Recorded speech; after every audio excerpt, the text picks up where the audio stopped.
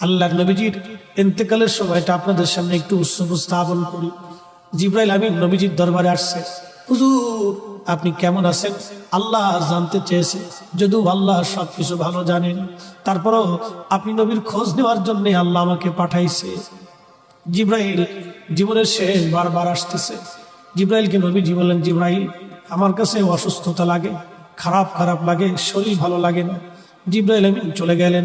পরের দিন আবার আসছে। হুজুর আল্লাহ জানেন, তারপরও খোঁজ নিতে পাঠাইছে, কেমন আছেন গো নবীজি? নবী বলেন, জিবরাইল আমি অসুস্থ। আবার চলে গেলেন জিবরাইল। পরের দিন আবার আসছে, আবার এসে খোঁজ নিয়ে বললেন, হুজুর আপনি কেমন আছেন? নবীজি বলেন, জিবরাইল অসুস্থ আমি। জিবরাইল আবার চলে গেলেন। চতুর্থ দিনের মাথায় জিবরাইল আসছে।